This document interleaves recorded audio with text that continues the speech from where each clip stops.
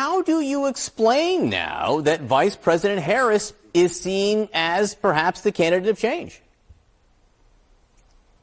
Well, thank you so much for having me, John. And it is our goal over the next several weeks ahead of Election Day to ensure that voters understand Kamala Harris is not the candidate of change, nor is she the candidate of the future. Kamala Harris is the Vice President of the United States right now, and she is wholly responsible for the failures over the past 4 years. Kamala Harris said she was proud of Bidenomics, which has ushered the worst inflation crisis in a generation. Kamala Harris was named the border czar and has allowed an open border policy of more than 11 million illegal people into our country that has caused a migrant crime epidemic across our nation as well. Kamala Harris does not deserve a promotion. She deserves a demotion. And unlike Kamala Harris, President Trump has a strong record in his first term as president where he secured the border, unleashed the might of our energy industry, ushered peace around this world. And that's our case to make to voters across the country. There's more domestic energy production right now than there's ever been in U.S. history, and Kamala Harris was not the border czar. She was appointed to deal with the Northern Triangle. But let me ask you a follow-up to my initial question here.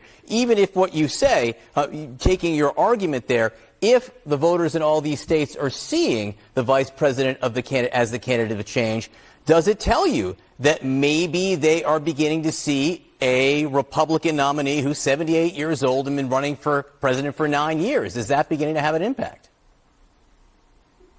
Well, just two things on your earlier points. Kamala Harris was named the border czar. She was appointed by Joe Biden in that position. And the truth is the border has been a complete disaster. Everyone recognizes that. And energy prices, gasoline prices are still 50% higher today under Kamala Harris than they were under President Trump. And if you look further and deeper into these polls, if you look at the issues that matter to voters, like immigration, like the economy, like foreign policy, where we've seen war erupt all over this world under Joe Biden and Kamala Harris, voters trust Donald Trump on those issues. They trust him because he, again, has a first-term record to stand on. And you brought up Donald Trump's age, so I do want to mention it. This race is not about age. It's about competence. And President Trump has proven to be a leader who can bring stability back to this world, who can bring peace through this world, who can make America strong again. And that's why voters trust him on the issues that matter.